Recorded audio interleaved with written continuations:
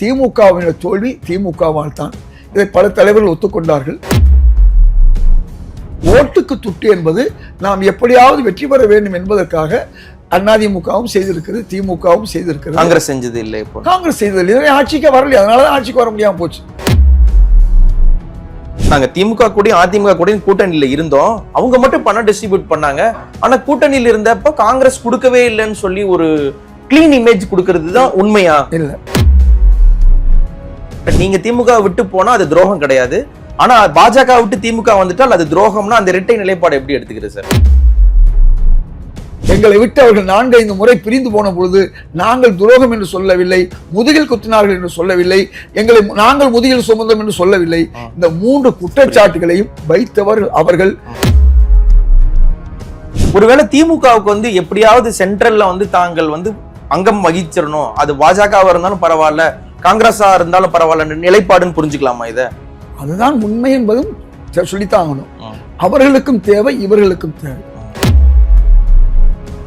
ஒரு நல்ல எதிர்க்கட்சியாக அவர்கள் இருந்தால் மீண்டும் அவர்கள் வருவதற்கான வாய்ப்பு இருக்கிறது. நாங்கள் முந்தைய ஆட்சியில கூட்டணி ஆட்சியில் அங்கம் வகிக்கவில்லை. அன்றைய திராவிட முன்னேற்ற கழக அரசுக்கு கூட்டணியிலே இருந்தோம் என்றாலும் கூட அவர்கள் செய்த நல்லவைகளை பாராட்டினோம், முட்டு கொடுத்தோம். அதே நேரத்தில் தவறுகளை கண்டித்தோம். என் தலைமையிலே கூட பல போராட்டங்கள் நடந்தது. எங்கள் கட்சி தலைமைதான் ஒரு முடிவு எடுத்தது, நாங்கள் தாவேக அரசை ஆதரிக்க வேண்டும் என்று. அதன் காரணமாக நாங்கள் ஆதரித்து வருகிறோம். தாவேக அரசை நாங்கள் ஆதரிப்பதற்கு ஒரு காரணம் உண்டு. நாங்கள் ஊழலற்ற ஆட்சியை தருவோம், நான் எந்த பணமும் பெறமாட்டேன் என்று சொன்னார். அதே மாதிரி இன்னொன்று சொன்னார், ஊழல் நாங்களும் செய்ய மாட்டோம், ஊழல் செய்தவர்களை விட மாட்டோம், ஊழல் செய்தவர்களை தண்டிக்கவும் செய்யும் என்று சொன்னார். இவையெல்லாம் செய்யக்கூடிய ஒரு நிலையில் தான் இருந்தார். கடந்த 59 ஆண்டுகளாக அதிமுக திமுக ஆட்சியிலே ஊழல் என்பது புரையோடி போய்விட்டது. ஊழல் என்பது ரொம்ப எல்லா துறைகளிலும் இருந்தது என்பதை நாம் பார்த்தோம். நாம் கண்டிக்கத்தான் செய்ய முடியும். நாங்கள் கூட்டணி ஆட்சியில் இல்லை. நாங்கள் ஆட்சியில கூட்டணியில் இருந்திருந்தால் கொஞ்சம் சற்று அவர்கள் பயந்திருக்கலாம். இல்லை, இப்போ வந்த ஆட்சி செய்த சில சாதனைகளை நாம் சொல்லிக்கலாம். மதுக்கடைகள் 700க்கும் மேற்பட்ட மதுக்கடைகளை ஒழித்தார் ஆட்சிக்கு வந்த பிறகு நம்முடைய மாண்புமிகு முதல்வர் விஜய் அவர்கள். அதே போன்று நான் கோரியபடி மாண்புமிகு செங்கோட்டையன் அவர்கள் பட்டா தரப்பட்ட நிலத்தை 3 வருடங்களுக்கு முன்னும் பட்டா தந்தார்கள். 2 வருடங்களுக்கு பிறகு அந்த பட்டா நிலத்தை அரசு நிலம் என்று அறிவித்தார்கள். ஏனென்றால் மீண்டும் போய் நாங்கள் பணம் கொடுத்து பட்டா வாங்குவதற்கான ஒரு நிலை இருந்தது. அதை எடுத்து சொன்ன பிறகு உடனடியாக அந்த அரசு நிலம் என்பதை மாற்றி அதுக்கு பழைய கிராம நிலத்துக்கு கொண்டு வந்திருக்கிறார்கள். இப்பொழுது நாங்கள் அதற்கு பட்டாவும் தருகிறோம் என்று சொல்லியிருக்கிறார்கள். ரெவன்யூ என்று சொல்லக்கூடிய வருவாய்த்துறை இன்றைக்கு பல்வேறு பணிகளுக்கு அங்குதான் ஊழல் அதிகமாக இருந்தது. பட்டா மாறுதல், பட்டா கொடுத்தல், சிட்டா, இப்படி பல்வேறு விஷயங்கள். இப்பொழுது வந்திருக்கக்கூடிய அரசு வருவாய்த்துறையை, தகவல் தெரியும் துறை, அதே போன்று பத்திரப்பதிவு துறை 3ஐயும் ஒன்றாக இணைத்து எளிதாக ஆன்லைனிலே பத்திரம் பெற்றுக் கொள்ளலாம் என்ற ஏற்பாட்டை செய்திருக்கிறது. இதுவும் ஊழலை களைந்த ஒன்றாக இருக்கிறது. அதே போன்று உங்களுக்கு நன்றாக தெரியும், கான்ட்ராக்டர்களிடம் முந்தைய அரசு ஏறத்தாழ 30% பார்ட்டி ஃபண்ட் வாங்கி கொண்டிருந்தார்கள். உண்மையா சார்? அது உண்மை. அதை யார் சொல்றாரு சொன்னா கான்ட்ராக்ட் அசோசியேஷனுடைய தலைவர்களும் செயலாளர்களும் சொல்கிறார்கள். நாங்கள் கொடுத்தோம், இப்பொழுது அதை கொடுக்க வேண்டிய அவசியம் எங்களுக்கு இல்லை. அதனால் நாங்கள் குறைந்த செலவிலே மக்களுக்கு நாங்கள் டெண்டர் மூலமாக நல்ல காரியங்கள் செய்வோம் என்று அவர் சொல்லியிருக்கிறார். அதே போன்று உங்களுக்கு டெண்டர்கள், அந்த உதாரணமாக உத்தண்டியில் இருந்து திருவான்மையூர் வரக்கூடிய டெண்டர் 2400 கோடிக்கு கொடுக்கப்பட்டது. அதை ரத்து செய்தார்கள். இன்றைக்கு 1600-1700 கோடிக்கு அடுத்தவர்கள் செய்ய தயாரா இருக்கிறார்கள். ஆக அரசு கஜானாவிலிருந்து அந்த 30 விழுக்காடு நின்று போய்விட்டது. அதே போன்று உங்களுக்கு மது வியாபாரம் செய்யக்கூடியவர்கள், மது விற்பவர்களிடம் கூடுதலாக பணம் பெறக்கூடிய ஒரு சூழலிலே இன்னைக்கு 1000 கோடிக்கு மேல் இந்த அரசுக்கு வந்திருக்கிறது. அதே மாதிரி பத்திரப்பதிவு துறையில இந்த லஞ்சம் குறைந்ததனால் அதிகமான பத்திரப்பதிவுகள் வந்து அதிலும் கொஞ்சம் கூடுதலாக பல பேர் வந்து இவ்வளவு காசை கொடுத்து நம்ம லஞ்சம் கொடுக்க முடியல நிலைமையில் இருந்தவங்களும் மாறி இருக்காங்க. அதே மாதிரி பல்வேறு துறைகளில அவர்கள் இன்றைக்கு ஊழலை ஒழிக்கக்கூடிய நிலை. ஒவ்வொரு பள்ளிக்கூடத்திற்கும் ஆண்டுக்கு ஒரு முறை புதுப்பிக்க வேண்டும் என்ற ஒரு நிலை இருந்தது. அதை இந்த ஆட்சி 3 ஆண்டுகள் ஆக்கியது மட்டுமல்லாமல் 5 லட்சம் ரூபாய் மினிமம் 15 லட்சம் ரூபாய் வரை புதுப்பித்தலுக்கு இருந்ததையும் நிறுத்திவிட்டது. இதை அந்த பள்ளிக்கூட சங்கத்தினுடைய தலைவர்களே சொல்லிவிட்டார்கள். என்னிடம் பல பள்ளிக்கூடங்களுடைய அதிபர்கள் சொல்லிவிட்டார்கள், எங்களிடம் இந்த ஆண்டு புதுப்பித்தலுக்கு பணம் வாங்கவில்லை. அது மட்டுமல்ல 3 ஆண்டுகள் வாங்க வேண்டிய அவசியம் இல்லை. அதே மாதிரி பள்ளிக்கூட அனுமதிக்கும் 30 லட்சம் 40 லட்சம் பெற்றுக் கொண்டிருந்தார்கள், அதுவும் இல்லை. இப்படி பல்வேறு வகையிலும் இன்றைக்கு நடந்திருக்கு. விவசாயிகளுக்கு கடந்த திமுக அரசு 5 ஆண்டுகளாக 12,000 கோடியை ஒதுக்கினார்கள். ஆனால் அதில் பல கோடி கொடுக்கப்படவில்லை. ஆனால் இந்த ஆட்சி வந்து வெறும் 3 மாசத்துல 6100 கோடியை விவசாயிகளுக்கு தள்ளுபடி பண்ணியிருக்கு. இன்னும் 4 வருஷங்கள் இருக்கு. மகாராஷ்டிரா அரசு கூட செஞ்சிச்சு, 5 வருஷம் கழிச்சு தான் செஞ்சிச்சு.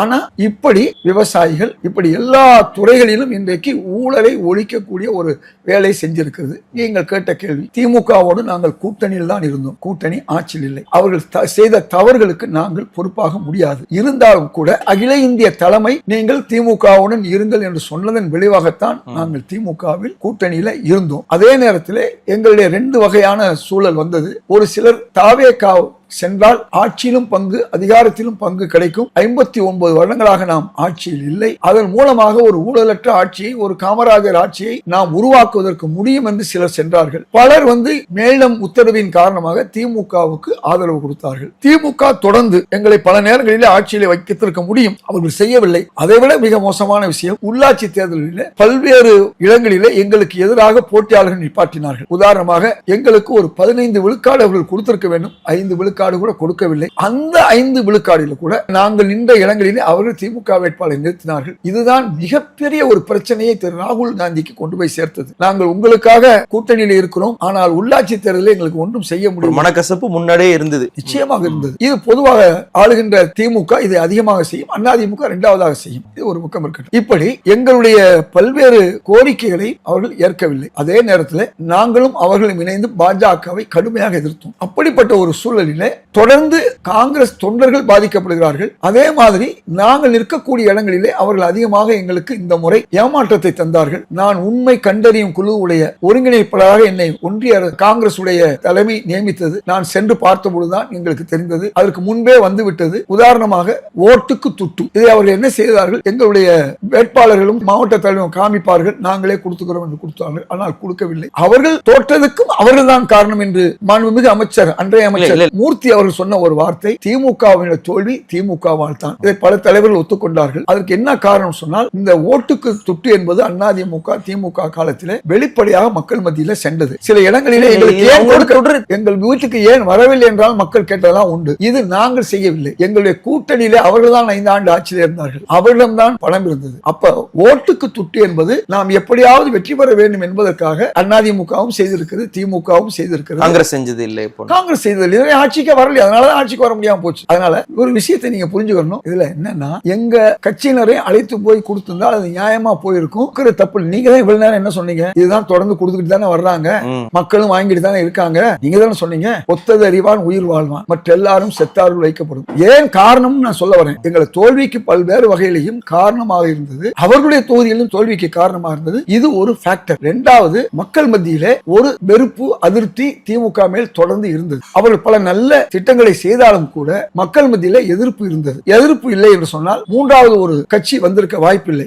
அதிமுக விட்டால் திமுக தான் வந்திருக்க முடியும். இன்றைக்கு மக்களுடைய மனதில் இந்த 2 கட்சியும் தொடர்ந்து ஊழல் செய்கிறது. அதிலே பெரும்பாலானவர்களுக்கு துட்டை பத்தி கவலைப்படுவதில்லை, பணத்தை பத்தி கவலைப்படுவதில்லை. அவர்கள் எல்லாம் ஒன்று சேர்ந்து இந்த நேரத்திலே திமுகவையும் அதன் கூட்டணியும் தோற்கடிக்க வேண்டும் என்று ஒரு முடிவு எடுத்தார்கள். அதிலே நாங்களும் மாட்டிக்கொண்டோம். இவ்வளவுதான் விஷயம். அதனால 18 இடங்களிலே வெற்றி பெற்ற கடந்த தேர்தலிலே நாங்கள் வெறும் 5 இடங்களிலே சுருங்கி போனோம். இப்படிப்பட்ட ஒரு சூழல் எல்லாம் பார்த்து விட்டு தான் காங்கிரஸ் தலைமை கூட்டணி மாற்ற வேண்டும் என்ற நிலைக்கு வந்தார்கள். அது மட்டுமல்ல, மக்களுடைய மனப்போக்குக்கு தான் நாம் செல்ல வேண்டும். திமுக அதிக இடம் பெற்றது நாங்கள் ஆதரித்தோம். அதே நேரத்தில் தாவேகாவுக்கு மக்கள் 108 இடங்களை கொடுத்தார்கள் என்ற உண்மை. அப்ப நாம் என்ன செய்ய வேண்டும்? மக்கள் தான் நமக்கு முக்கியம், கட்சி 2வது, தனிநபர் 3வது. அந்த அடிப்படையில் எங்கள் கட்சி எடுத்த முடிவு தாவேகாவை ஆதரிக்க வேண்டும் என்றுதான். அது மட்டுமல்ல, ஆட்சியில் அதிகாரம் என்ற அடிப்படையில் எங்களுக்கு 2 அமைச்சர் பதவி கொடுத்திருக்கிறார்கள். இது திமுகவோ அதிமுகவோ செய்யாத ஒன்று. ஆக இந்த அடிப்படையில் தான் கூட்டணி. அதே நேரத்தில் அரசியல்ல கூட்டணி என்பது எந்த கூட்டணி நாடு போன தனித்தனி கட்சியா ஏன் இருக்குன்னா, தேர்தல் தான் கூட்டணி. தேர்தலுக்கு பிறகு யாரும் செய்யலாம், யார்ட்டையும் சொல்லிட்டு போகணுங்கிற அவசியம் இல்ல.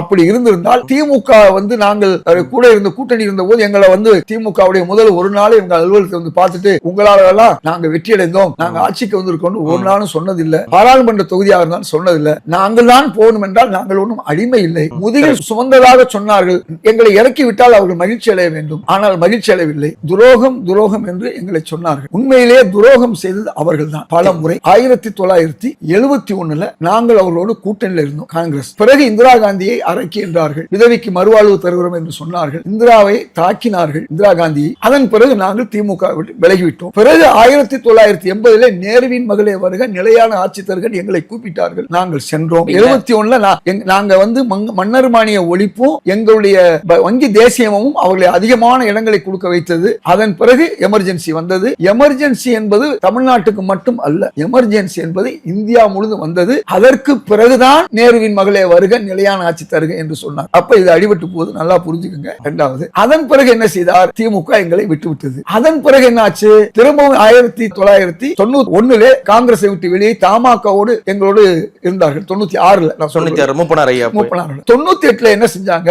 எங்களை விட்டுட்டு காங்கிரஸோட நின்று அந்த இடங்களை கொண்டு போய் பாஜக வாஜ்பாய் ஆட்சியை தக்க வைக்க முயற்சி செய்தார்கள். 99 அவர்களோடு போய் நின்றார்கள். நல்லா புரிஞ்சுக்கணும். பாஜக ஆதரித்தார்கள். 2001 இதன் விளைவு என்னாச்சுன்னா தமிழ்நாட்டில் அவர்கள் ஆட்சி இழந்தார்கள். காரணம் என்ன சொன்னா, எந்த கூட்டணியுமே அவர்களோடு சேரவில்லை, காங்கிரசும் சேரவில்லை. அந்த நேரத்திலே அவர்கள் சாதி கட்சிகளை வைத்துதான் அவர்கள் நின்றார்கள், ஆனால் தோற்றார்கள். அதன் பிறகு 2003 பாஜகவிற்கு துரோகம் செய்துவிட்டு மீண்டும் வெளியே வந்தார்கள். பிறகு காங்கிரஸோடு சென்றார்கள். 2014 2004 எங்கிட்ட வந்தாங்க. 2014 வரை எங்க கூட்டுல இருந்தாங்க. இருந்து விட்டு கூடாய் நட்பு கேளாய் முடிவு அவங்க தான் போனாங்க. நல்லா புரிஞ்சுங்க. அதன் பிறகு 2016 எந்த கட்சியுமே அவங்களோட கூட்டணியில் இல்லாத பொழுது நாங்கள் மட்டும்தான் அவங்க கூட்டணியில் இருந்தோம். அன்று இருந்த விசிக, தேமுதிக, அதே போன்று நம்முடைய கம்யூனிஸ்ட் கட்சிகள் எந்த கட்சியுமே இல்லாமல் அவர்கள் எல்லாம் மக்கள் நல கூட்டணி என்று தனியாக பிரிந்து போனார்கள். வெறும் அரை விழுக்காடு வாக்கு மட்டும் பெற்றிருந்தால் அன்று திமுகவும் காங்கிரசும் ஆட்சிக்கு வந்திருக்க முடியும். இதுக்கு பிறகுதான் அதுக்கு பிறகு உள்ள கூட்டணி மக்களுக்கு தெரியும். இப்ப நீங்க கேட்ட கேள்வி, அவங்க தான் மேஜர் பிளேயர், அவங்க தான் ஆட்சியில் இருக்காங்க. ஆட்சியில் இருக்கவங்க தான் எங்களை உதறாங்க. நாங்க ஆட்சியில் இருந்து அவங்களை உதறல. இதைத்தான் புரிஞ்சு. நல்ல கேள்வி நீங்க கேட்டீங்க. ஏன் அவர்களை விட்டு நீங்க வந்த? நாங்க பெரும்பாலும் வரல, எங்களை விட்டுட்டு தான் அவங்க போனாங்க. இந்த ஒரு முறை நாங்க விட்டு போறோம்னா எங்களை பொறுத்தவரை அவங்க தான் பெரிய கட்சி. 59 இடங்கள், 57+2 அவங்க எடுத்திருந்தாங்க. நாங்க வேற 5 இடம் தான் எடுத்திருந்தோம். நாங்க ஒண்ணு அந்த 5 இடம் அவங்களோட இருந்திருந்தா அவங்க ஆட்சி அமைக்க முடியாது.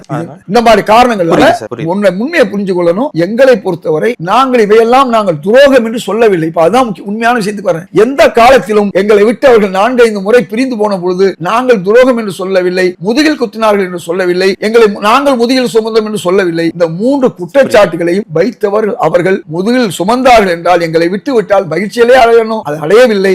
ஆனால் ஒரு நல்ல எதிர்க்கட்சியாக அவர்கள் இருந்தால் மீண்டும் அவர்கள் வருவதற்கான வாய்ப்பு இருக்கிறது. அரசியலில் நிரந்தர பகைவர்கள் இல்லை, நிரந்தர நண்பர்கள் இல்லை. நான் சொல்லல, திமுக தான் அடிக்கடி சொல்லுது. இன்னைக்கு நாங்க தேவைக்க கூட்டணி இருக்கோம், திமுக கூட்டணி இல்ல. நல்லா புரிஞ்சு. அதாவது எதிரியா இருக்கக்கூடாது, எதிர்க்கட்சியா நாங்க இருக்கலாம், அவங்களும் நாங்களும். எங்களை எதிரியா நினைச்சு எங்களை கேவலமாக ஆணவமாக கைமாறு பேச்சாளர்கள் ஊடகத்தில் கூட பல பேரை வைத்துக் கொண்டு எங்களுக்கு கேவலமாக பேசுகிறார்கள். செய்த தவறெல்லாம் அவர்கள் செய்தார்கள். கொள்ளையடித்தது அவர்கள் தான், நாங்கள் அல்ல. ஆட்சியில் இருந்தது அவர்கள் தான், நாங்கள் அல்ல. ஸ்டேட்ல நாங்க பல முறை முயற்சி எடுத்தோம். 1977 காங்கிரஸ் தனியாக நின்றது. 27 இடங்களை தான் பெற முடிந்தது. சரிதானா?